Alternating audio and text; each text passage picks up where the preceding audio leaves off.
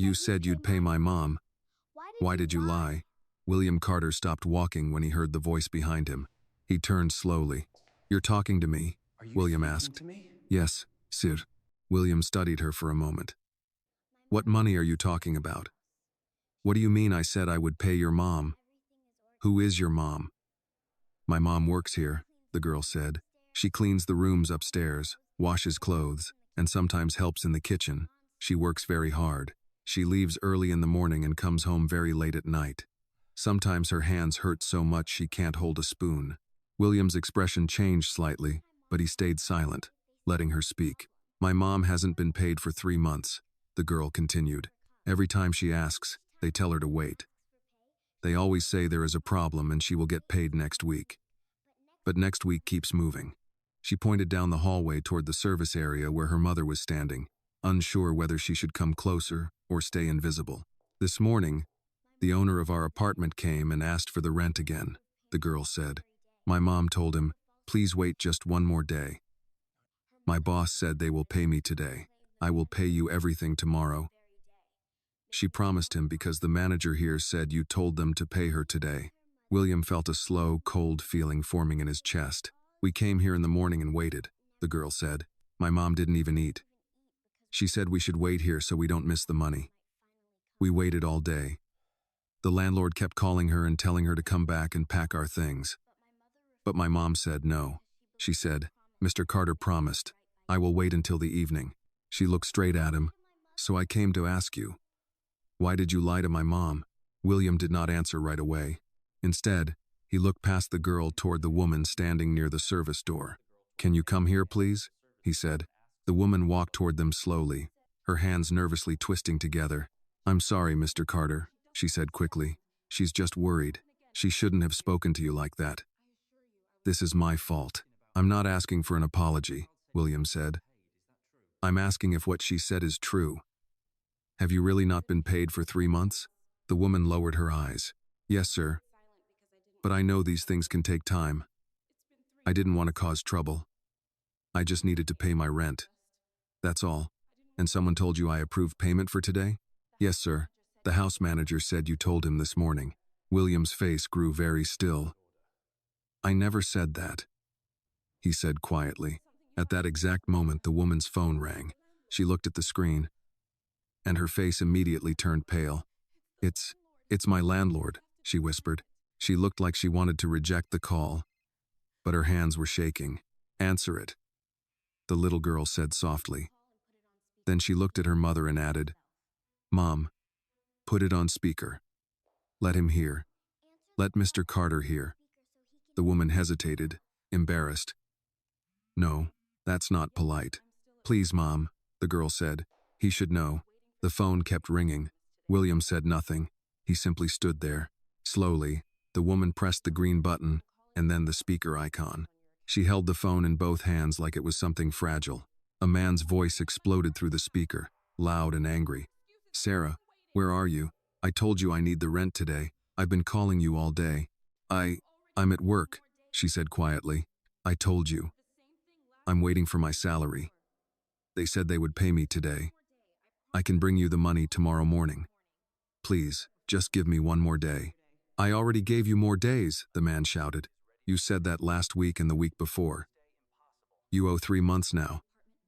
I have another tenant ready to move in. If you don't bring the money, you come back tonight and start packing. Do you understand me? Tonight, please, she said, her voice breaking but still controlled. My daughter is with me. We don't have anywhere else to go. I will pay. I just need one more day. I don't want promises anymore, the man snapped. I want money. If you don't come tonight, I will change the locks tomorrow. The call ended. The woman slowly lowered the phone. Her hands were trembling now, and she stared at the floor because she couldn't look at anyone. The little girl looked up at William again and asked quietly, Did you hear that, sir? William Carter did not answer immediately. His face had changed. Yes, he said finally. I heard. The girl nodded once. Then now you know why my mom kept waiting, she said. She believed you. William stood there for a long moment, saying nothing. Then he spoke, his voice low and controlled. Wait here. he said. Don't go anywhere. He turned and walked down the long hallway toward his office. His steps were slow, but each one felt heavier than the last. William Carter walked quickly down the hallway, his mind already moving through possibilities, accounts, authorizations, signatures. Someone had approved delayed payroll. Someone had released money. Someone had lied and used his name to do it. He was halfway to the main office when he heard fast footsteps behind him. Mr. Carter. Mr. Carter. William turned. Mr. Reynolds, the house manager, was walking toward him quickly, slightly out of breath, as if he had been looking for him. I was just coming to find you, sir, Reynolds said. Good, William replied. Because I was about to come find you. Reynolds immediately straightened, sensing the tone. We need to talk about staff salaries, William said. Right now. Reynolds hesitated just for a fraction of a second, but William noticed. Yes, sir, Reynolds said carefully. I just spoke with Sarah, William continued. She hasn't been paid in 3 months, and I'm being told you informed her that I personally approved payment for today. I want to know why my name was used and why my employee has been working in my house for 3 months without pay. Reynolds took a slow breath. Sir, this situation is a bit complicated. William's eyes hardened slightly. Payroll is not complicated. People work. People get paid. So explain the complication. Reynolds lowered his voice. Sir, this matter involves Mrs. Carter. William did not move. What about my wife? He asked. For the past few months, Reynolds said carefully, choosing each word. Mrs. Carter has asked the household office to delay some salary payments. She said there were temporary cash flow adjustments between accounts and that she would handle the payroll personally. And you agreed to that? William asked. She told us you knew, Reynolds said. She said you approved it and that you didn't want to be bothered with household payroll details. William stared at him for a long moment. I never said that, William said quietly. Reynolds nodded slowly. I understand that now, sir. William's jaw tightened. How much money was supposed to go to payroll in the last 3 months? Reynolds told him the number. William didn't react to the amount itself. He reacted to what the amount meant: hours of work, bus rides, groceries not bought, rent not paid. A child listening to adults talk about being forced out of a home. Where is Mrs. Carter right now? William asked. In the main wing, sir. I believe she's upstairs. Go get her, William said. Tell her I need to speak with her immediately. Reynolds hesitated again. Sir. She said she was preparing to go out this evening. William's eyes narrowed. Go. Get. My. Wife. Yes, sir. Reynolds turned and walked quickly toward the main staircase. William remained standing in the hallway, very still, his hands in his pockets, his mind going somewhere far away. A few minutes later, Reynolds returned. Mrs. Carter said she'll be down in a moment, he said. She's getting ready to go out. Go out where? William asked. She didn't say, sir, Reynolds replied. Then, after a small pause, he added quietly, but on Thursday evenings, she usually attends a private card game with her friends. William looked at him. Cards? He said. Yes, sir. Poker. High stakes, I believe. William said nothing. At that moment, Margaret Carter appeared at the top of the staircase. She was elegant, perfectly dressed, jewelry catching the light, her hair styled, her makeup flawless.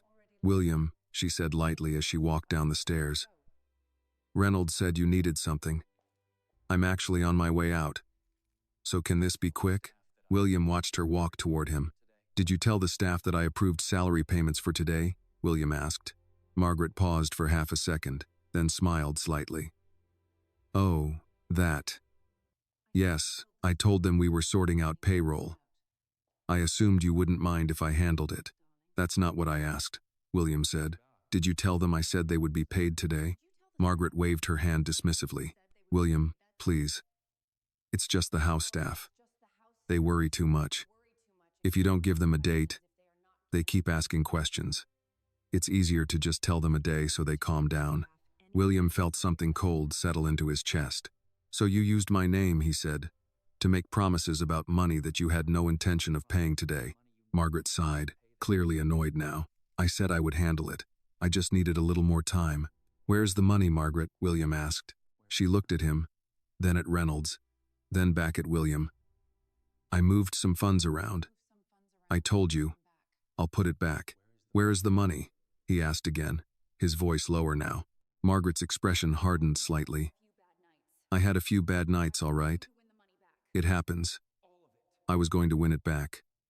I always do. The hallway was very quiet. You took employee salaries, William said slowly, and gambled with it. Margaret crossed her arms. Don't make it sound so dramatic. It's temporary. They'll get their money. People like that always need money. If you pay them once, they'll stay forever. William did not react to the insult. Instead, he asked one very simple question. Do you know what happens to them if they don't get paid? He asked. Margaret shrugged. They find another job. That's how the world works. William looked at her for a long moment. And when he spoke again, his voice was so No, he said quietly. That's not how the world works.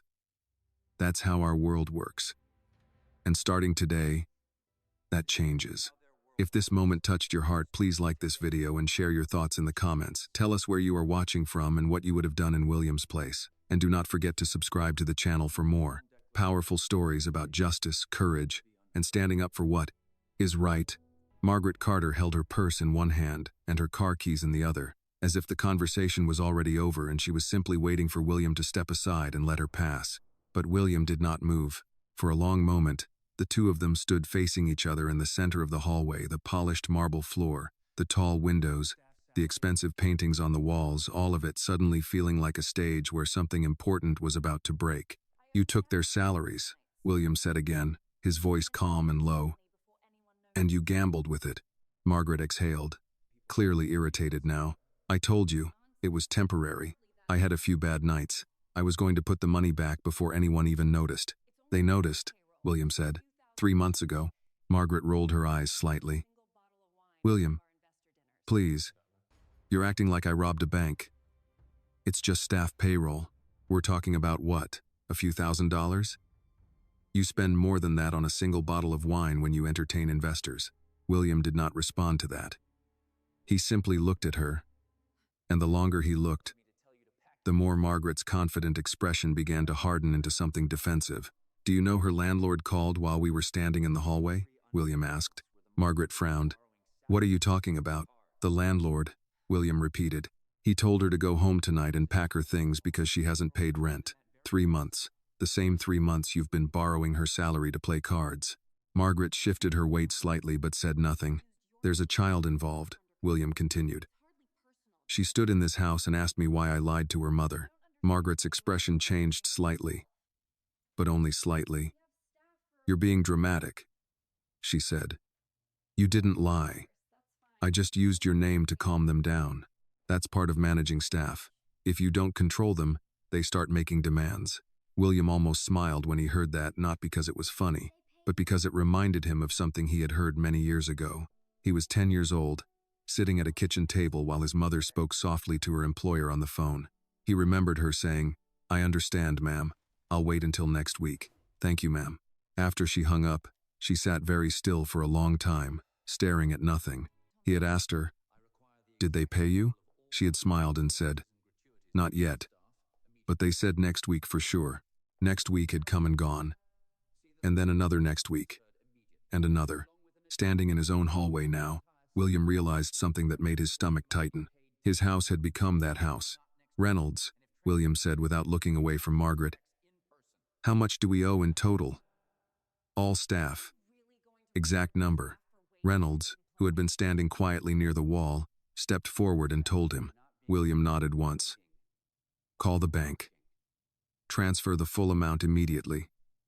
Add an extra month of salary to each employee as compensation for the delay. Margaret turned sharply. William, that's completely unnecessary. William ignored her.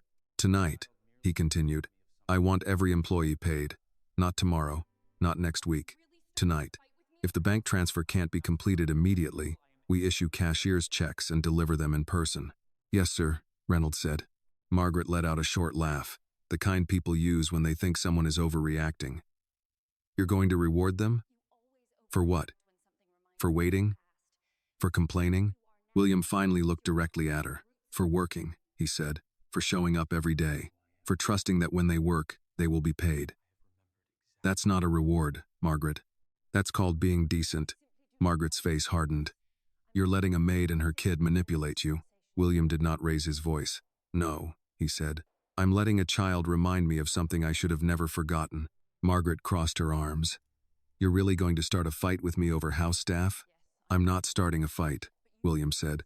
I'm ending a mistake. Margaret looked at him for a long moment, studying his face, trying to figure out if this was one of his temporary moral moods that would pass by morning. You're overreacting, she said finally. You always do this when something reminds you of your past. You forget who you are now. William's voice became very quiet. No, he said. I think I just remembered exactly who I am. Margaret picked up her purse again. I don't have time for this. I'm late. For poker? William asked. She stopped. Yes, she said, turning back to him. For poker. And before you start judging me again, those games are with people you do business with. The same people who help you make millions. So don't pretend my social life doesn't benefit you. William nodded slowly. How much did you lose? He asked. Margaret hesitated. That's none of your business. It became my business when you started paying your debts with other people's salaries, William said. She looked away first. That much? William asked quietly. Margaret didn't answer, and that was answer enough. William reached into his pocket and pulled out his phone. He dialed a number. James, he said when the person answered, I need you to come to the house tonight. Bring the financial records for the household accounts and the foundation accounts for the last 6 months. Yes, tonight. He ended the call and put the phone back in his pocket. Margaret watched him carefully now.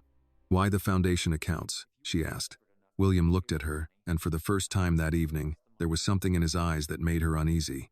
Because if you were desperate enough to use payroll money, he said, I need to know where else the money went. Margaret's face went pale for just a fraction of a second, and William saw it. In business, he had learned that people rarely confessed with words. They confessed with pauses, with silence, with the way their eyes moved when you asked the right question. You didn't just take salary money, did you? He asked quietly. Margaret said nothing. William nodded slowly, as if confirming something to himself. Reynolds, he said, without looking away from his wife.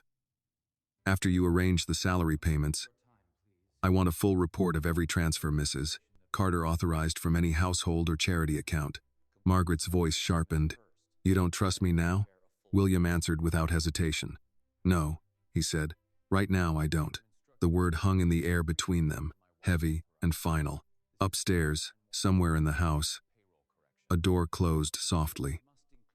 In the kitchen, dishes clinked as staff pretended not to listen. Outside, the evening light faded over the perfectly trimmed gardens. Inside the Carter house, something much more important than money had just been broken, and both of them knew there was no easy way to fix it. That night, the Carter house did not feel the same. The lights were still warm, the floors still polished, dinner was still served at the usual time, and the staff still moved quietly through the hallways like they always did. From the outside, nothing had changed, but inside, the air felt different, like the moment before a storm, when everything looks calm but the pressure starts to build. William sat alone in his study, the small blue notebook on the desk in front of him. He had not turned on the main lights, only the desk lamp. The yellow light fell across the worn pages where Sarah had written every hour she worked. Every week she was not paid. He ran his fingers lightly over the numbers. Week 1, week 2, week 3. 3 months of someone waking up early, taking the bus across the city, cleaning someone else's house, washing someone else's clothes, cooking someone else's meals, and then going home with nothing. He leaned back in his chair and closed his eyes. For a moment, he was not in his study anymore. He was 10 years old again, sitting at a small table, watching his mother count coins and small bills, organizing them into neat little stacks. Rent, electricity, food, bus fare. She always paid rent first, always, because, she used to say, as long as we have a roof, we can survive anything else. Until the month they couldn't. A soft knock on the door pulled him back to the present. Come in, William said. Reynolds entered quietly. Sir, the bank has confirmed the transfers. All staff salaries have been sent. I also added the additional month compensation as you instructed. Each employee has received a confirmation email and printed statement. William nodded once. Good. And Sarah? I called her into the office, Reynolds said. When she saw the amount in her account, she thought there had been a mistake. She kept saying the number was too big. William looked down at the notebook again. It's not too big, he said quietly. It's exactly what she earned. Plus what we owed her for the trouble. Reynolds hesitated for a moment, then said, Sir, if I may say something. William looked up. Go ahead. In all my years working in large houses like this, Reynolds said slowly, I've noticed something. Wealthy people are very careful with big money. Investments, properties, taxes, business deals, they watch every dollar.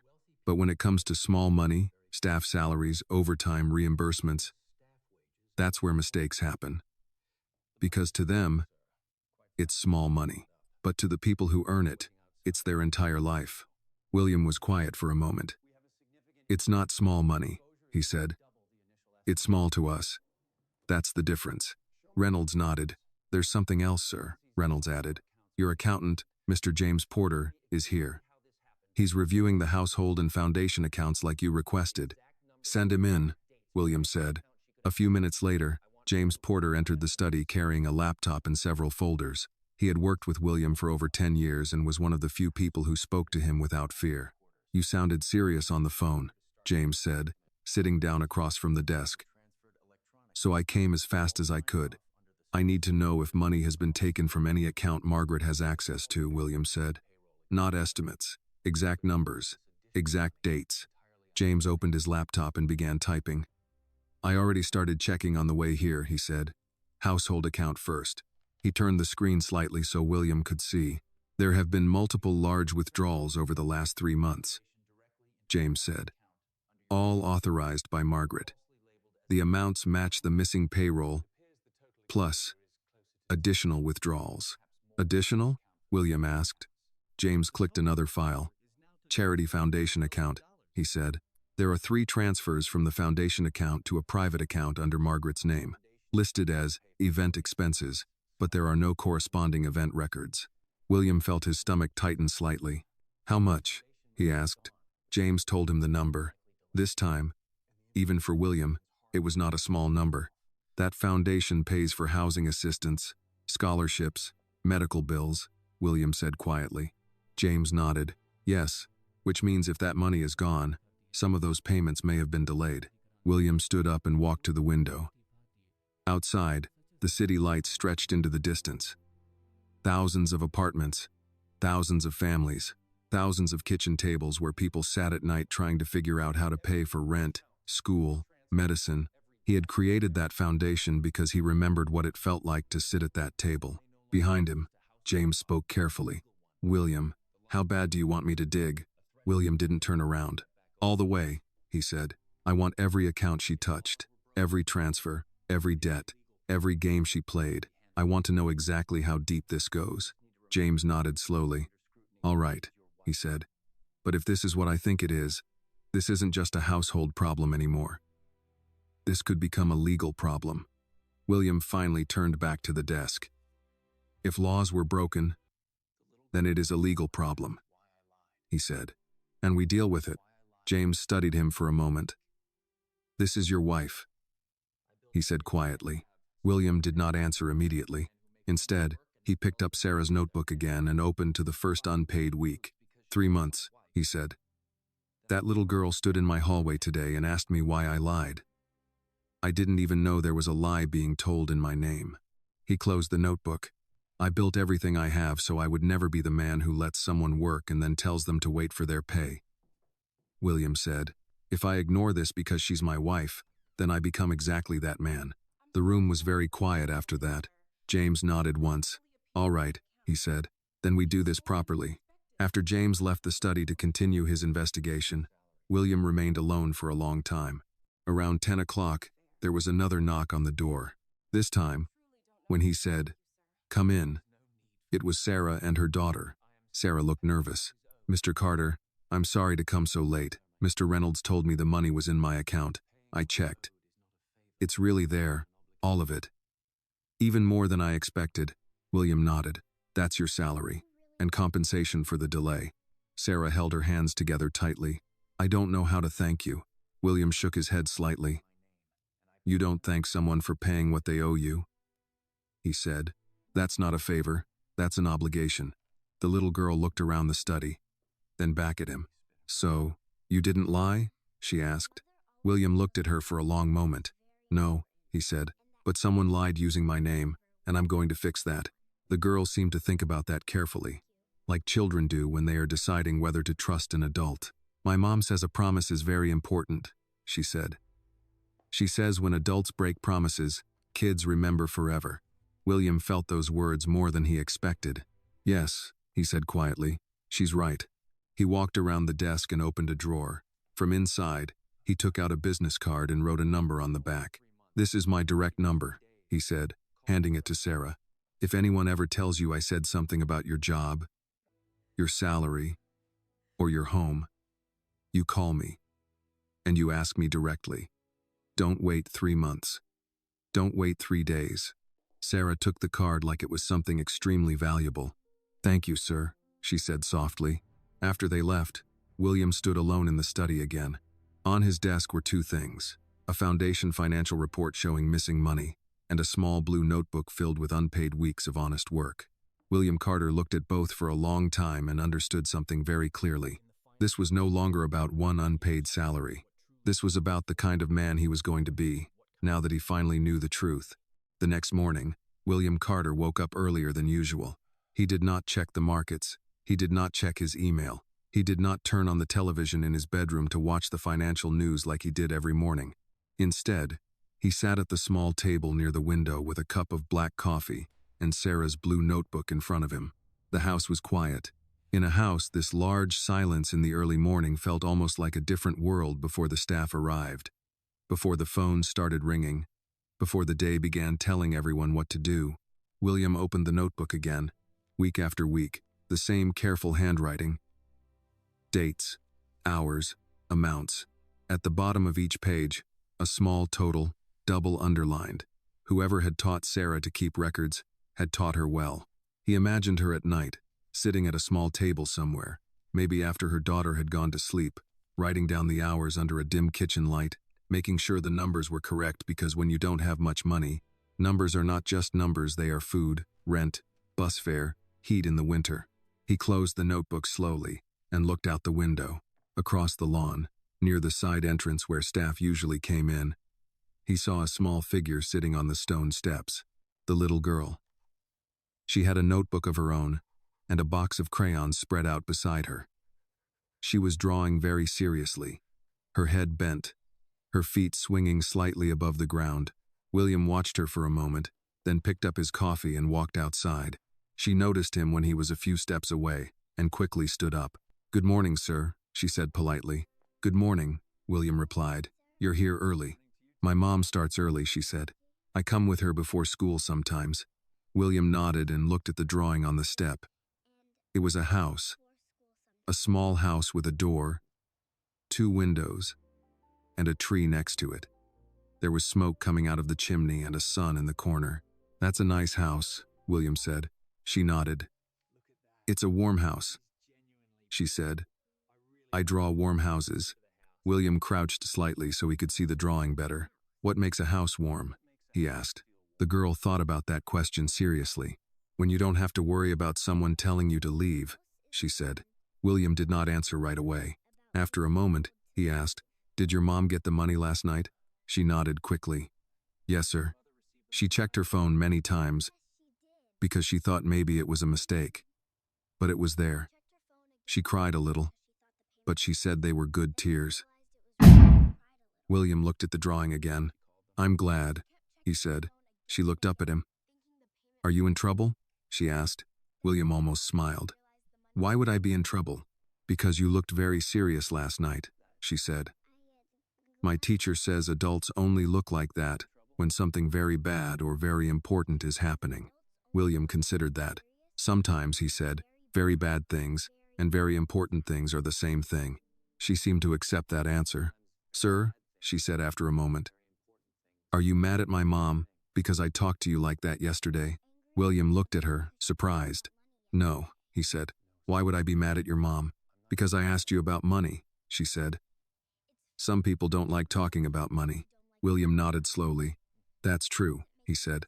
But the people who don't like talking about money are usually the people who have a lot of it. The people who don't have money have to talk about it all the time.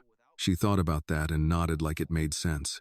My mom says money isn't the most important thing, she said. But rent is very important. William let out a quiet breath that was almost a laugh. Your mom is a very smart woman, he said. At that moment, Reynolds came out through the side door, holding a folder. Sir, Reynolds said. Mr. Porter sent the preliminary report. William stood up and took the folder. Thank you. He opened it right there, flipping through the pages. Transfers, account numbers, dates, authorizations. Household account withdrawals large and frequent. Foundation account transfers labeled as event expenses but redirected to a private account. Credit reports outstanding gambling debts. Private club invoices. He closed the folder slowly. Sir? Reynolds asked carefully. This is bigger than I thought, William said quietly. Much bigger. He looked back at the girl sitting on the steps, coloring the roof of her paper house bright red. Reynolds, William said, still watching the drawing. How long have you worked in large houses? 32 years, sir. In all that time, William asked, have you ever seen a situation like this before? Reynolds thought for a moment. Not exactly like this, he said. But I have seen something similar many times. What do you mean? I mean, Reynolds said slowly. When rich families have problems, they usually think the problem is money. But it's almost never money. It's pride, or secrets, or people thinking rules don't apply to them anymore. William nodded slightly. Sir, Reynolds added, what would you like me to do now? William looked at the folder in his hand, then at the drawing on the steps, then at the big house behind him. First, William said, I want every employee contract reviewed and updated. Payment dates, overtime, sick days, everything in writing, clear and signed. No more wait until next week. Yes, sir. Second, I want an independent auditor to review the foundation accounts. Not our usual firm. An outside firm. Reynolds nodded again. And third, William said, his voice quieter now. I want to speak with my wife tonight. Not as her husband. As the person responsible for everything that happens under this roof. Reynolds understood what that meant. Yes, sir, he said. William looked down one more time at the little drawing of the warm house. For some people, he said quietly, almost to himself, salary is just a number on a spreadsheet. But for some people, it's the only thing standing between them and the street. He closed the folder and handed it back to Reynolds. Make the calls, William said. All of them, because this ends now. As he walked back toward the house, he realized something he had not expected to realize at this point in his life. Building a fortune had been very difficult, but protecting people was going to be much harder. That evening, the Carter house was quiet again, but this time the silence felt different from the night before. It was no longer the calm silence of a well-run household. It was the silence of people who knew something important was about to happen. William stood in his study, looking at the financial report James had sent earlier that afternoon. The numbers were now organized into clear categories. Household payroll delays, household account withdrawals, foundation transfers, gambling debts, private club payments. When separated and labeled, the story became impossible to ignore. Margaret had not only used household money, she had used foundation money, money that was supposed to pay for rent assistance, medical bills, and school programs. Money that was supposed to help people who were exactly like Sarah had been 3 months ago. William closed the folder and sat down slowly. There was a time in his life when money had meant survival. Then there was a time when money meant success. Later, money became power, influence, security. But now, looking at those numbers, he realized money also meant responsibility. And responsibility was the one thing people often forgot when they had too much of everything else. At 7 o'clock, Reynolds knocked on the study door. Mrs. Carter is in the dining room, sir, he said. She said she would speak with you now. William nodded. Thank you. When William entered the dining room, Margaret was already seated at the long table. a glass of wine in front of her. She looked composed, elegant, as if this were just another evening conversation about travel plans or social events. "You wanted to talk," she said. William sat down across from her. He did not bring the folders with him. He did not need them. He already knew the numbers by memory. "Yes," he said. "We need to talk about the money. All of it." Margaret took a sip of wine. "I already told you. I had some losses. I was going to fix it." "You didn't just take household payroll," William said. "You took money from the foundation." Margaret paused with the glass halfway to the table. "That money was just sitting there," she said. "It wasn't being used yet." "It was allocated," William replied. "For housing assistance. For families behind on rent. For medical bills. For scholarships." Margaret shrugged slightly. "And it will be replaced. You act like I burned it." William leaned back slightly in his chair and looked at her for a long moment before speaking again. "Do you know why I created that foundation?" he asked. Margaret sighed. "Yes, William, because you grew up poor. I've heard the story." William ignored the tone in her voice. "When I was a kid," he said, "my mother worked in 3 different houses. Cleaning, cooking, laundry. She left before I woke up and came back after I fell asleep. One winter, one of the families she worked for stopped paying her. They kept telling her to wait. Next week. Next week. Next week. Next week." Margaret said nothing. "We fell behind on rent," William continued. "Then the electricity bill. Then the heater stopped working. I used to sleep in my coat sometimes because it was so cold. My mother kept saying everything would be fine because the money was coming next week." He paused. "The money never came." Margaret looked at him, but her expression did not change much. "She got sick that winter," William said quietly. "She kept working anyway, because she thought if she stopped working, they would never pay her. She died 2 years later. Her body just gave up. Too much work. Not enough food. Too much stress." The dining room felt very large and very quiet. William looked at Margaret directly. "I built that foundation so that when someone is about to lose their home, there is money to help them. So that some kid doesn't have to sleep in a coat in winter wondering why adults don't keep their promises." Margaret set her glass down slowly. "I didn't know you were going to turn this into a moral speech," she said. "I said I would pay it back." "This isn't just about paying it back," William said. "This is about what you did to get that money." Margaret's voice sharpened. "I played cards. That's not a crime. Using charity money is," William said quietly. Margaret stared at him. "You wouldn't report your own wife," she said. William did not answer immediately. Instead, he said something else. "Do you remember yesterday afternoon?" he asked. "When that little girl stood in the hallway and asked me why I lied." Margaret rolled her eyes slightly.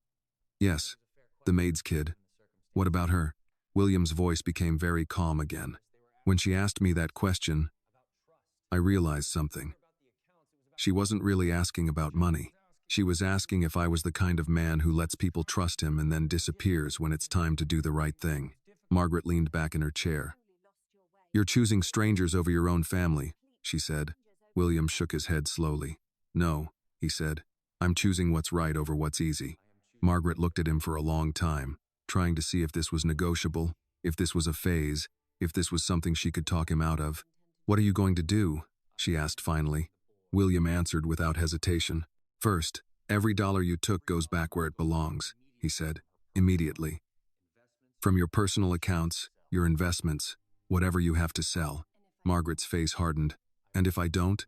William looked at her steadily. "Then I move the money back myself and the accountants document everything." She understood what that meant. "And second?" she asked. William took a slow breath. "Second," he said, "you stop using my name to make promises to people whose lives can be destroyed by those promises." Margaret laughed quietly, but there was no humor in it. "You've changed," she said. William looked at her and said something very simple. "No," he said. "I think I just remembered who I was before I had all this money." Margaret picked up her glass again but didn't drink. "You know this is going to become a scandal if this gets out," she said. "Your foundation, your company, your reputation, everything could be affected." William nodded slowly. "Yes," he said. "I know. And you're willing to risk all of that?" For staff salaries and some charity accounts. William thought for a moment before answering. No, he said. I'm willing to risk all of that so that when a child asks me if I lied, the answer is no. Neither of them spoke after that. Outside, the city lights filled the windows. Inside the dining room, a marriage, a reputation, and an entire way of life sat quietly at the table, waiting to see what William Carter would do next. The next few days passed with a quiet tension that everyone in the Carter house could feel, but no one talked about openly. Lawyers began coming in and out of William's study. Accountants stayed longer than usual. Reynolds walked around with folders instead of his usual clipboard. Phone calls were taken behind closed doors. The house still looked calm, but the rhythm had changed. On Wednesday afternoon, William returned home earlier than usual. As his car pulled into the driveway, he saw Sarah sitting on the side steps again, waiting for her daughter to finish school. She stood up quickly when she saw him. "Good afternoon, Mr. Carter," she said. "Good afternoon, Sarah," he replied. "How are things? Did you pay your landlord?" "Yes, sir," she said. And for the first time since he had known her, she smiled without worry. "I paid everything." He was very surprised. He kept checking the money twice. "I'm glad," William said. She hesitated, then said, "Sir, I wanted to thank you again, not just for the money, for listening." William shook his head slightly. "You shouldn't have had to thank me for that," he said.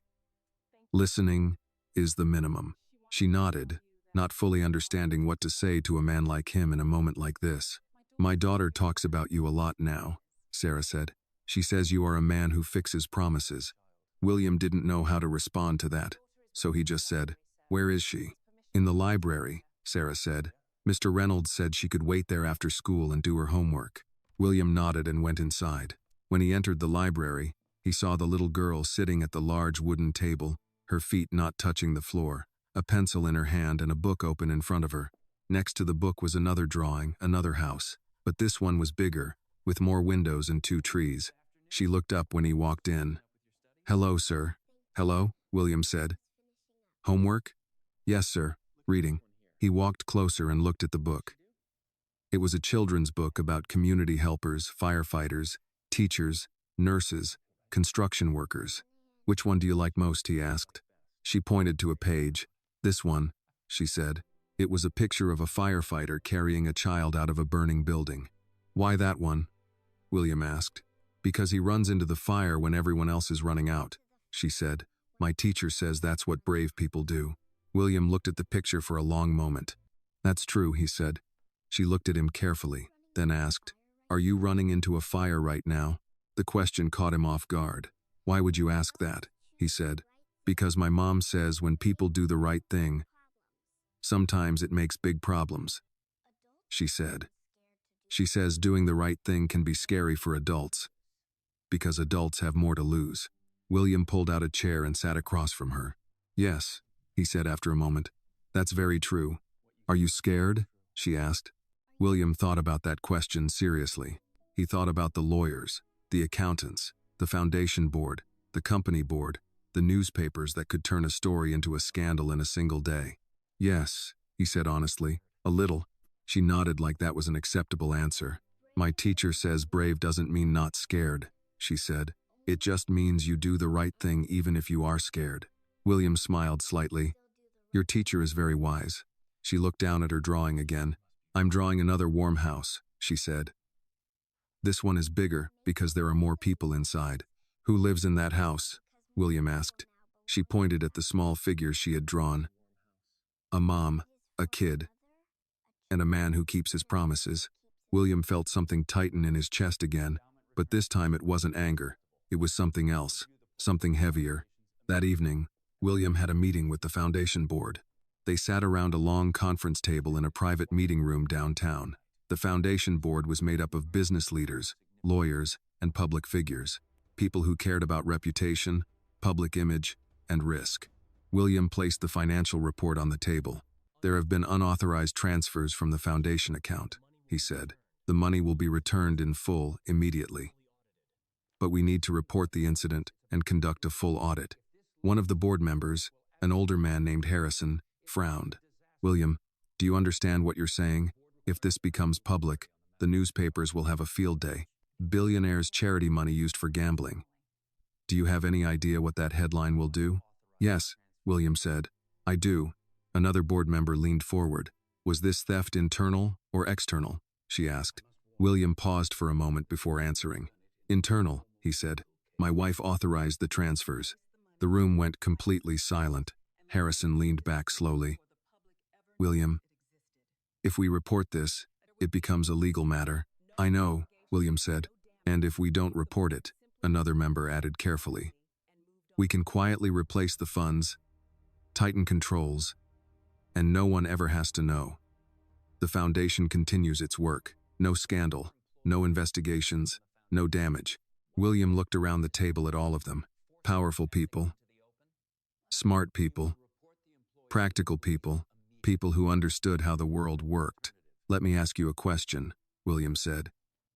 If a poor employee stole money from this foundation, what would we do? Harrison answered immediately. We would report it to the police. We would have to. And why? William asked. Because it's the law, Harrison said, and because donors trust us. William nodded slowly. Exactly, he said. Donors trust us. People trust us. Families who apply for help trust us. So if the person who took the money is rich instead of poor, does that change what the right thing is? No one answered. William placed both hands on the table. When I was a child, he said, I thought rich people and poor people lived in different worlds. Now I know they live in the same world, but the rules are different depending on how much money you have. I created this foundation so that, at least here, the rules would be the same for everyone. He looked at each of them. So we report it, William said. We return the money. We cooperate with any investigation. And we fix the system so it can't happen again. Harrison studied him for a long moment. You understand this could cost you your company, your reputation, maybe even your marriage, he said. William thought about a small girl sitting in a library drawing a warm house. Yes, he said, I understand. Then he said something very quietly, but some things cost more than money, and I'm not willing to pay that price anymore. On Friday morning, the story broke. William knew it would. He just didn't know how fast. By 8:30 a.m., his phone had already rung 6 times. By 9 a.m., his assistant had sent him 12 emails marked urgent. By 9:15 a.m., the first news article was online. Financial irregularities found in Carter Foundation internal investigation underway. They did not mention Margaret's name yet. They did not mention gambling. But the words financial irregularities and investigation were enough. In William's world, reputation moved faster than truth. He sat in his office downtown, reading the article on his tablet while James stood near the window on the phone with a legal team. It's contained for now, James said after he hung up. The article only says the foundation discovered accounting issues and reported them voluntarily. That part helps. It shows transparency. It was the only option, William said. James nodded. The board agrees, but the company board is nervous. Investors don't like investigations, even if you're the one who reported it. William closed the tablet and set it on the desk. Schedule a meeting with the company board this afternoon, he said. I'll explain everything myself. James studied him for a moment. You know they're going to ask you to step down temporarily as CEO until this is resolved. William nodded once. I know. And if they do? William was quiet for a moment. Then he said, Then I step down. James didn't look surprised, but he did look tired. You're giving up a lot for this. William looked out the window at the city below. I'm not giving it up, he said. I'm deciding what it's worth. Around noon, William returned to the house to pick up some documents before the board meeting. As he walked in through the side entrance, he heard voices in the kitchen. 2 staff members were talking quietly, but they stopped when they saw him. It's all right, William said. You don't have to stop talking when I walk in. They looked uncomfortable. Sir, one of them said. We just wanted to say. We heard about the salaries and the extra month you gave everyone. No one has ever done that before. William nodded slightly. You shouldn't have had to wait 3 months in the first place, he said. The other staff member, an older woman who had worked in the house for years, said softly, Most people don't notice when staff don't get paid on time. They just tell us to talk to accounting, and accounting tells us to wait. William leaned slightly against the counter. I noticed too late, he said. That's on me. She shook her head. No, sir. Most people never notice at all. William didn't know what to say to that, so he just nodded and left the kitchen. In the hallway, he saw the little girl sitting on the floor with her books spread out again. She looked up when she saw him. Hello, sir, she said. Hello, he replied. Homework again? Yes, sir, math today. He sat down in the chair across from her. Do you like math? He asked. She made a small face. It's okay. I like drawing more. He nodded. I was never very good at math when I was your age, he said. She looked surprised. But you're rich. Don't you have to be good at math to be rich? William smiled slightly. I got good at math because I was poor first, he said. When you don't have much money, you learn math very quickly. She seemed to think about that very seriously. Then she asked, My mom said something bad is happening to you because of the money. William looked at her. Your mom told you that? She didn't want to, the girl said, but I heard her talking on the phone. She said, He's going to get in trouble because he helped us. Is that true? William was quiet for a moment. Some people are not happy with the decisions I'm making, he said carefully. Because of the money? She asked. Yes, he said. She looked down at her math book, then back up at him. That's not fair, she said. William almost laughed, but there was no humor in it. No, he said. It's not. She thought for a moment, then said something very simple. My teacher says fair and right are not always the same thing, she said. She says you should choose right. William looked at her for a long moment. That's very good advice, he said. She nodded. Are you going to be okay? She asked. William thought about the board meeting, the news articles, the lawyers, the possibility of losing his position, his reputation, maybe even half of everything he owned. Yes, he said finally. I think I am. That afternoon, William walked into the company boardroom on the top floor of his headquarters. 12 people sat around the table, investors, partners, advisors, people who had helped him build his empire. They all looked serious. Harrison, who also sat on the foundation board, spoke first. William, we all read the report. We respect that you reported the issue yourself. That was the right legal move. But from a business perspective, this creates risk.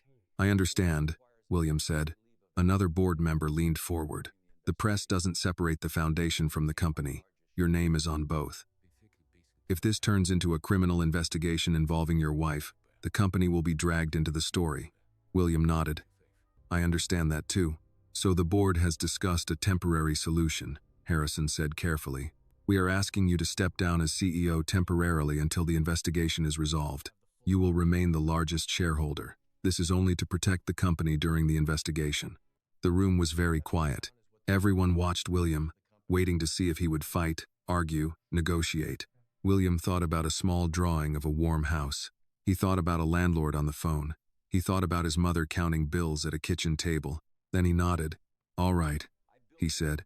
If that's what the board believes is best for the company, I'll step down temporarily.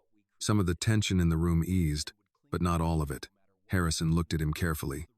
You built this company from nothing, he said. Most men would try to hold on to that chair no matter what. William answered quietly. A chair is just a chair. He paused, then added, but if I lose who I am trying to keep the chair, then I've lost something much more important. No one in the room spoke after that, because deep down, every single person at that table understood exactly what he meant, even if not all of them would have made the same choice. The first time William Carter walked into his company building without being the CEO, the security guard at the front desk stood up a little straighter than usual. Good morning, Mr. Carter, the guard said. Sir, William gave a small smile. Good morning, Tom. You can still call me Mr. Carter. I didn't disappear. Tom looked relieved. Yes, sir. Of course, sir. William walked past the lobby he had designed himself 15 years ago when the company was still small and hungry and trying to look bigger than it really was. Back then, he had chosen the marble, the lighting, the glass walls. He wanted clients to walk in and feel like they were dealing with a company that would still exist in 20 years. Now he walked through the same lobby as a visitor in his own building. In the elevator, he stood next to two young employees who didn't recognize him at first. They were talking quietly. "Did you read the news?" one of them said. "About the Foundation investigation?" "Yeah," the other replied. "But I also read that he reported it himself. That's kind of rare, isn't it?" "I don't know," the first one said. "Most rich guys would probably just hide it." William said nothing and looked straight ahead as the elevator climbed. When the doors opened on the executive floor, his former assistant, Laura, stood up from her desk out of habit. "Good morning," she started, then stopped awkwardly. "I mean, Mr. Carter." "Good morning, Laura," he said gently. "You don't have to look like someone died. I'm still alive." She smiled nervously. "The board is in the conference room. They're reviewing the media response plan."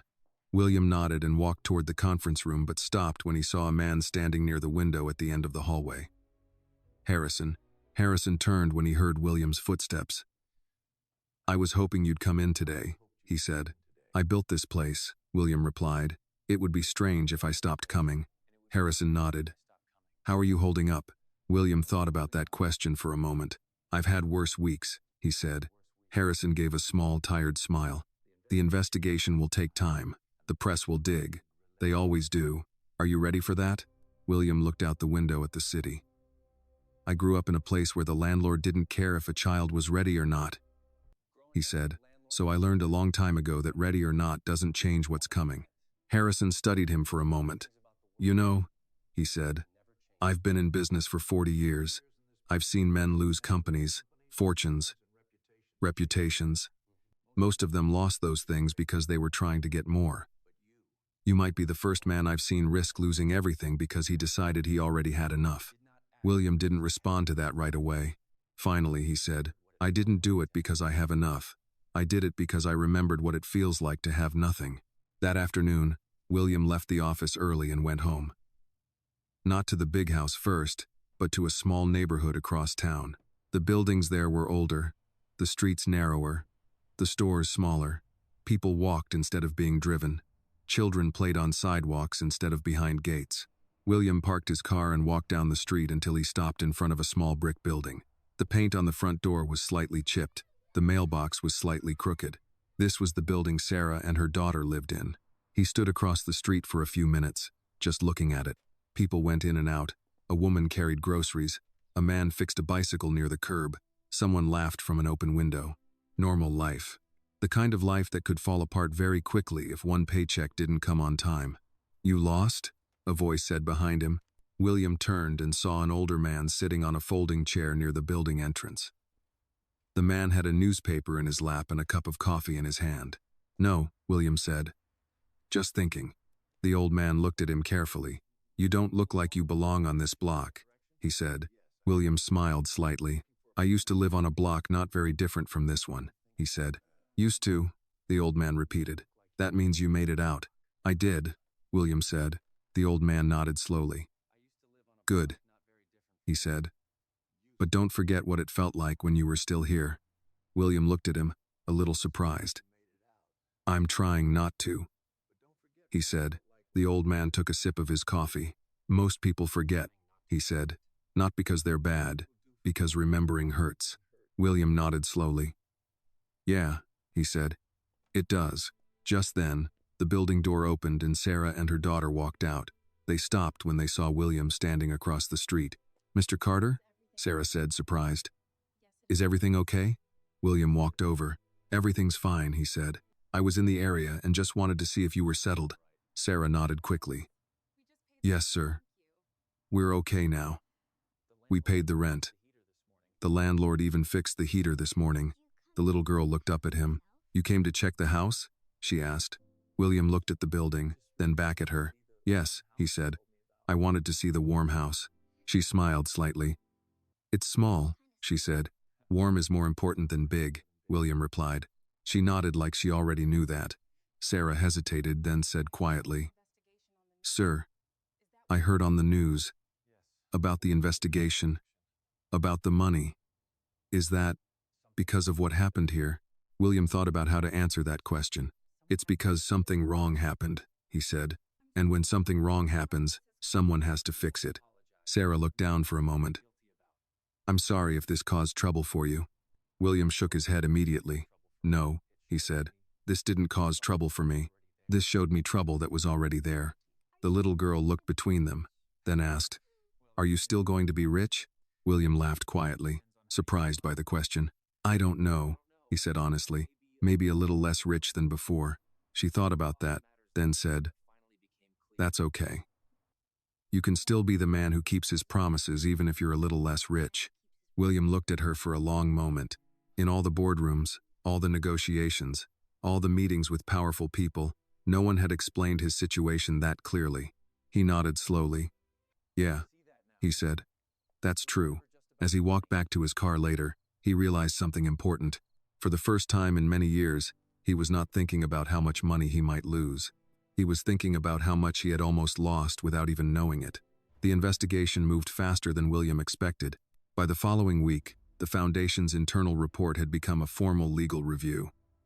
Lawyers were now involved on both sides, the Foundation's legal team and Margaret's personal attorneys. What had started as a financial irregularity was now being called what it actually was: misappropriation of funds.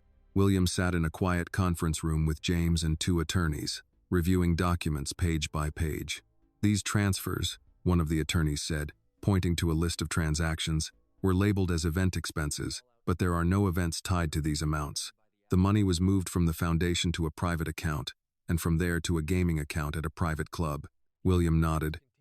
"How much total?" he asked. James answered this time. "Including the household payroll money and the Foundation transfers, just over $2 million. William leaned back in his chair but didn't look surprised. He had already seen the number in the earlier report, but hearing it out loud made it feel more real. $2 million. Enough to pay rent for hundreds of families, enough to fund scholarships, enough to keep heaters on during winter. "Can it be paid back?" William asked. "One way or another, yes," James said. "Margaret has assets, stocks, properties, jewelry, trust funds. But legally, repayment doesn't erase what happened.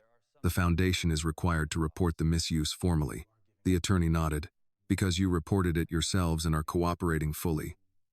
This will likely be handled as a financial crime case with restitution, penalties, and possibly probation. Prison is unlikely for a first offense at this level, but it will be public." Public. That word carried more weight than most legal terms in William's world.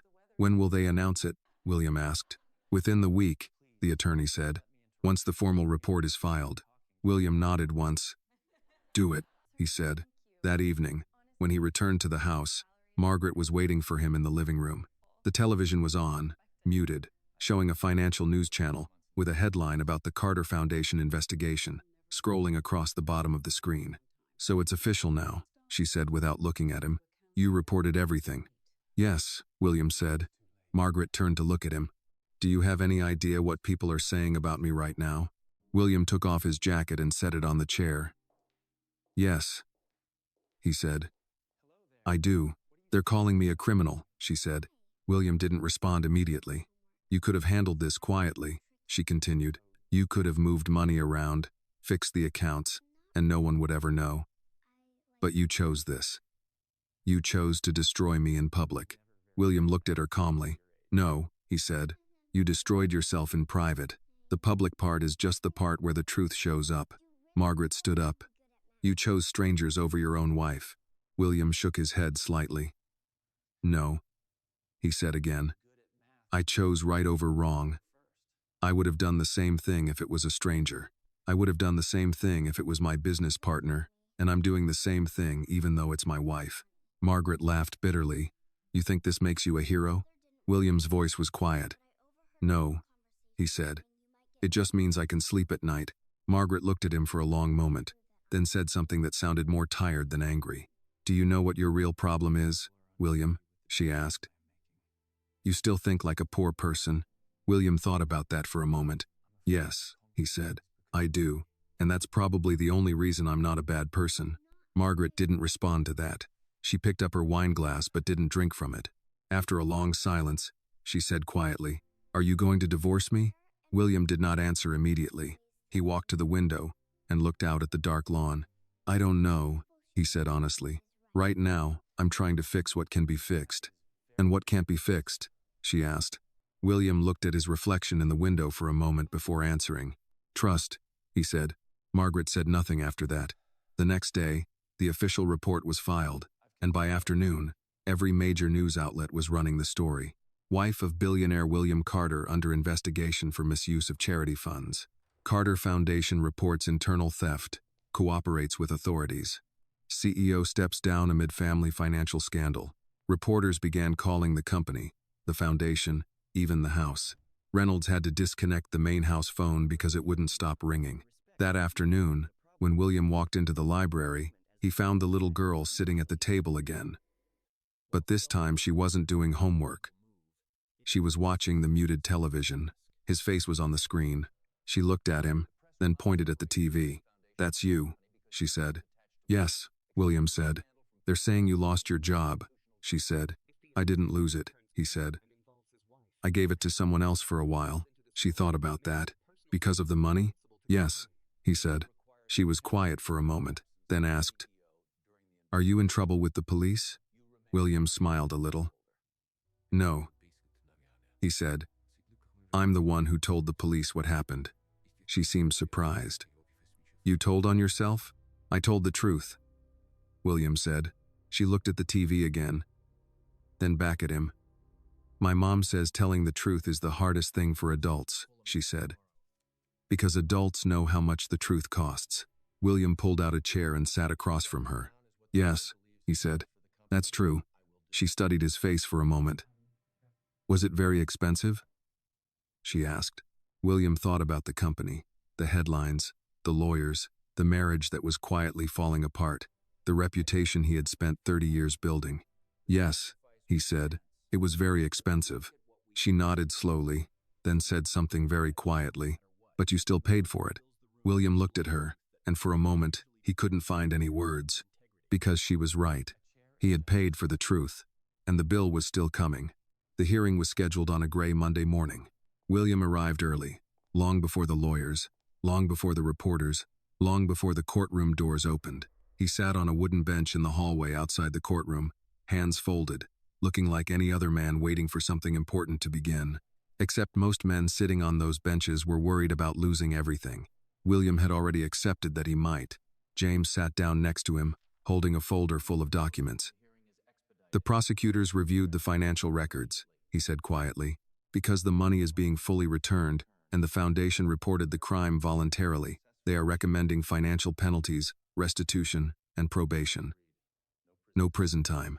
William nodded once. "And Margaret? She'll have to appear in court today and formally accept the charges and the restitution agreement," James said. "It will be public record." William looked down the long hallway. People were starting to arrive now, lawyers in dark suits, clerks carrying files, a police officer talking quietly into a radio. At the far end of the hall, he could already see 2 reporters standing near the entrance, waiting. 30 years building a reputation," James said quietly, "and 1 week to change how the world sees you." William thought about that. "Maybe the world is just seeing more clearly now," he said. Margaret arrived with her attorney 20 minutes later. She looked different from the last time he had seen her dressed for poker night. Today she wore a simple dark suit, minimal jewelry, very little makeup. She looked smaller somehow, not physically, but socially, like someone who had fallen from a very high place and was still trying to understand how far down they had landed. They looked at each other but did not speak right away. Finally, Margaret said quietly, "It didn't have to happen like this."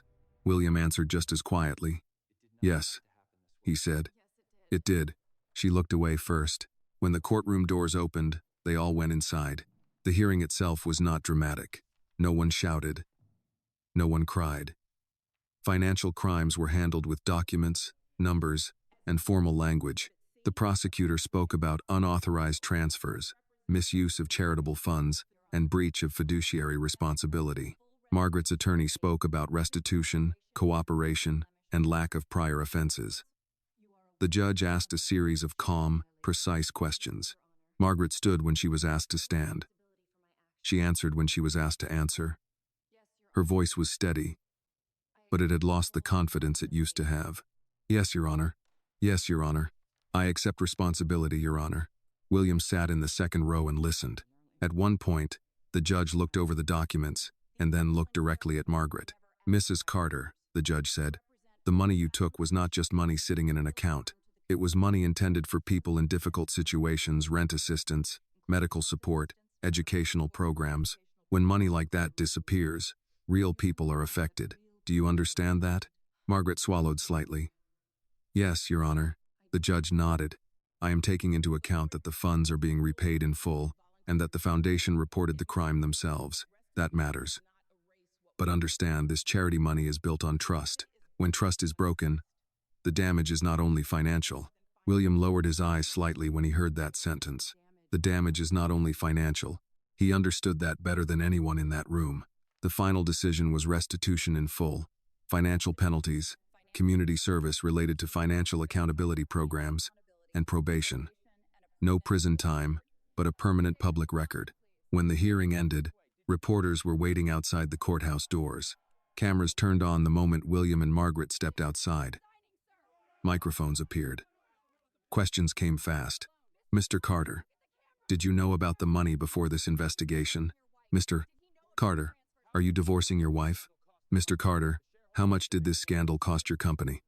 Mrs. Carter, do you have anything to say to the families affected by the missing charity funds? Margaret looked overwhelmed, but William stepped slightly in front of her, not to protect her from the consequences, but to control the situation. I will make a short statement, William said calmly. The reporters went quiet. The money taken from the foundation is being returned in full, William said.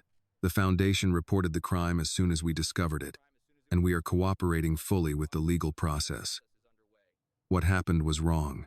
It should not have happened, and we are making sure it cannot happen again. Did this cost you your position as CEO? One reporter asked. Yes, William said. Temporarily. Was it worth it? Another reporter asked. The question hung in the air for a moment. William thought about a small apartment with a broken heater. He thought about a woman writing numbers in a blue notebook. He thought about a little girl asking him why he lied. Yes, he said, it was worth it. He did not say anything else after that. He took Margaret's arm gently, not like a husband, but like a human being helping another human being walk through a very difficult moment, and led her through the crowd of cameras to the car. They drove back to the house in silence. About halfway home, Margaret finally spoke. When the judge was talking, she said quietly, looking out the window, I kept thinking about that little girl in the hallway. The one who asked you why you lied. William said nothing. I used to think money was just numbers, Margaret said. I never thought about who was waiting for those numbers. William kept his eyes on the road. After a long silence, Margaret said something very different from anything she had said before. I think, she said quietly, I finally understand why you did what you did. William nodded slightly, but he did not say, I told you so. He just kept driving, because some lessons did not need words. They only needed consequences. A week after the court hearing, the Carter house felt quieter than it had in years. Not the heavy silence from before, the kind filled with tension and unspoken arguments, but a different kind of quiet, the kind that comes after a storm has already passed and taken a few things with it. William was in the garden early Saturday morning, sitting at a small iron table with a cup of coffee and a stack of documents. These were not business expansion plans or investment reports. These were new policy documents, foundation oversight policies, household payroll procedures, employee protection policies, anonymous reporting systems. He was rewriting the rules of his world. Reynolds walked out into the garden with a folder. The auditors finalized their recommendations, he said, handing William the papers. Dual authorization for all transfers, independent monthly reviews, and an external ethics officer for the foundation. William nodded. Approve all of it, he said, and I want annual financial literacy workshops added to the foundation programs. Reynolds looked slightly surprised. Financial literacy, sir? Yes, William said. If someone had taught my mother more about contracts and labor laws, maybe she would have known what to do when they stopped paying her. Reynolds nodded slowly. Yes, sir. I understand. At that moment, the little girl ran across the garden toward the table, holding a piece of paper. Sir, I want to show you something, she said, slightly out of breath. William put his coffee down. What did you draw this time? He asked. She handed him the paper proudly. It was another house drawing, but this one was different. The house was still there, but now there were more people drawn outside. A woman, a child, and a man in a suit. Above them, she had drawn a big sun and written, in large, uneven letters, "A house where people keep their promises." William looked at the drawing for a long time. "This is a very important house," he said. She nodded seriously. "Because no one has to ask for their money in this house," she said. "They just get it because they worked." William felt that familiar tightness in his chest again. "That's the way it should be," he said. She pointed at the man in the drawing. "That's you," she said. "But I made your hair less gray." William laughed quietly. "Thank you," he said. "I appreciate that." Sarah walked over a moment later, a little embarrassed. "I'm sorry, Mr. Carter." She gets excited when she finishes a drawing. "It's all right," William said. "I like her drawings." Sarah hesitated, then said, "Sir, I also wanted to tell you something. I got a letter yesterday." "What kind of letter?" William asked. "From the foundation," she said. "They said because of what happened, they are starting a new housing support program. And they said my daughter qualifies for an education scholarship program starting next year." William looked at Reynolds, who gave a small nod. He had already approved that program 2 days ago. Sarah's eyes were slightly wet, but she was smiling. "I don't know how to thank you," she said again. William shook his head gently. "You don't thank me," he said. "You worked. You earned your salary.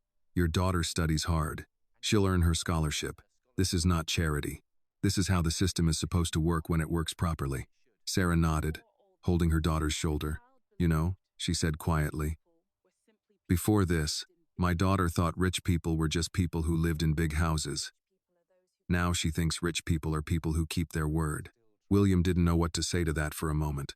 "I'm still trying to become that kind of rich," he said quietly. Later that afternoon, William received a call from Harrison.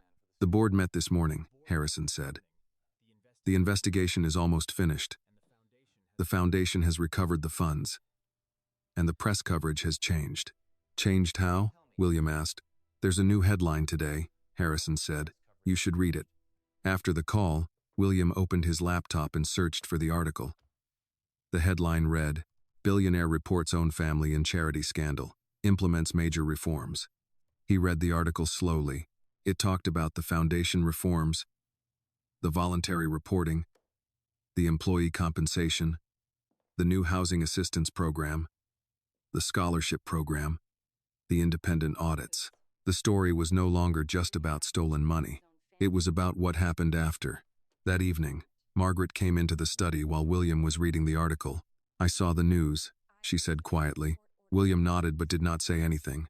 "They're calling you the billionaire who reported his own family," she said. William closed the laptop. "That's not a title I ever wanted," he said. Margaret stood there for a moment, then said something very different from the woman she had been a few weeks ago. "I started the community service the court ordered," she said. "Financial accountability classes. I have to help teach people about budgeting and financial responsibility." William looked at her. "The first class," she continued quietly, "was full of people who were trying not to lose their homes because of debt. One woman said she lost her apartment because her boss paid her late for 2 months. Margaret swallowed slightly. I didn't know what to say to her. William was quiet for a moment. "What did you say?" he asked. Margaret looked down. I said sometimes the people who hurt you don't even know they're hurting you. And sometimes they know, and that's worse." William nodded slowly. "That's true," he said. Margaret looked at him again. "I don't expect you to forgive me," she said, "but I wanted you to know. I understand now. About the money. About the promises. About why you couldn't ignore it." William studied her face for a long moment. He could see something there that had not. Consequences had changed her. Not completely. Not magically. But consequences had a way of teaching lessons that comfort never could. "I'm not trying to punish you," William said quietly. "I was trying to stop something wrong." Margaret nodded. "I know," she said. She turned to leave, then stopped at the door and said one more thing. "That little girl," she said, "the one who asked you why you lied. She changed everything, didn't she?" William thought about that small voice in the hallway, about a landlord on the phone, about a drawing of a warm house. "Yes," he said, "she did." After Margaret left, William sat alone in the study again. He had lost his position, his privacy, and probably his marriage. But he had kept something else. And for the first time in a very long time, he was sure that what he had kept was worth more than everything he had lost. By early autumn, the Carter house had settled into a new rhythm. Not the old rhythm, the one filled with charity galas, investor dinners, and Margaret's late-night social events, but a quieter rhythm. One that felt strangely more real. Fewer parties, fewer guests, more ordinary days. William spent most mornings working from his study at home now. He was still the largest shareholder in his company. Still attended board meetings. Still made major decisions. But he no longer carried the title of CEO. Another man sat in that chair for now, and William found that the world did not end because of it. Some mornings, he reviewed foundation reports. Other mornings, he read proposals for new housing assistance programs. Sometimes he met with lawyers, sometimes with auditors, but more and more often, he found himself doing something he had never done much before. He listened. One Tuesday afternoon, he attended a small meeting at the foundation office. Not a board meeting, just a regular program review meeting. Around the table sat social workers, program coordinators, and two women who had received housing assistance from the foundation. One of the women, maybe in her late 40s, spoke quietly but firmly. "When you're behind on rent," she said, "you stop sleeping properly. Every phone call makes your heart jump. Every knock on the door makes you think it's the landlord. You start to feel like you're already homeless, even before you are." William listened without interrupting. "The money you gave me," the woman continued. "It wasn't just rent money. It was sleep. It was peace. It was my dignity." William wrote that sentence down in his notebook. It was sleep. It was peace. It was my dignity. Later that day, he returned home and found the little girl sitting at the dining table with a book open and a serious look on her face. "What are you studying today?" William asked. "History," she said. "We're learning about important people." "What makes a person important?" William asked. She read from the page slowly. "Important people are people who change things, so other people's lives become better." She looked up at him. "Do you know any important people?" William thought about that question. He thought about presidents, business leaders, famous names on buildings. Then he thought about a tired woman writing numbers in a blue notebook. He thought about a little girl standing in a hallway asking a question no one else was brave enough to ask. "Yes," he said. "I think I know a few." She nodded, then went back to reading. That evening, William received a call from Harrison again. "The board voted this afternoon," Harrison said. "The investigation is officially closed. The auditors confirmed the new controls are in place. The foundation funds are fully restored, and public confidence is stabilizing." William leaned back in his chair. "That's good," he said. "There's more," Harrison added. "The board wants you to return as CEO." William was quiet for a moment. "I thought you might say that," he said. "You don't sound excited," Harrison replied. William looked out the window toward the garden, where he could see the little girl drawing on the stone steps again. "I spent 30 years trying to become CEO," William said. "And the last few months learning who I am without that title." Harrison didn't say anything, waiting. "Tell the board I'll come back," William said finally. "But on one condition." "What condition?" Harrison asked. "I'm restructuring part of the company into an employee protection division," William said. "Late payroll penalties, anonymous reporting for labor violations, emergency salary funds for workers in crisis, not just in my house, in every company we own." Harrison let out a slow breath. "That's going to cost money." William nodded. "Yes," he said. "It is." "You're serious about this?" Harrison said. "Yes," William replied. "Very serious." There was a long pause on the phone. Then Harrison said quietly, "You know, when this whole thing started, I thought you were ruining your own life. Now I'm starting to think you might be fixing more lives than just your own." After the call ended, William walked outside into the garden. The little girl was sitting on the steps again with her crayons. "What are you drawing now?" he asked. She held up the paper.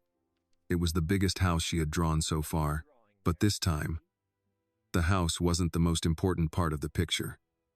Around the house were many smaller houses, and there were people standing between them, holding hands. "What's this?" William asked. "It's a neighborhood," she said. "Not just one house. Because my teacher says it's not enough for one family to be okay. A lot of families should be okay. William looked at the drawing for a long time. That's a very good neighborhood, he said. She pointed to one small figure standing between two houses. That's you, she said. You stand in the middle so no one gets pushed out. William felt that familiar tightness in his chest again. Why me? He asked. She looked at him like the answer was obvious. Because you're the man who keeps his promises, she said. William sat down slowly on the stone step beside her. Many years ago, when he was a boy, he had thought success meant never being poor again. Then he thought success meant building a company. Then he thought success meant becoming powerful enough that no one could ever ignore him again. Now, sitting on a stone step next to a child with a box of crayons, William Carter realized something he wished he had understood much earlier in life. Success was when a child looked at you and believed you would do the right thing.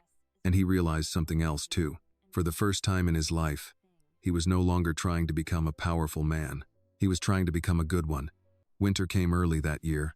The first cold wind arrived in late November, pushing dry leaves across the long driveway of the Carter house and frosting the edges of the garden where the little girl used to sit and draw during the warmer months.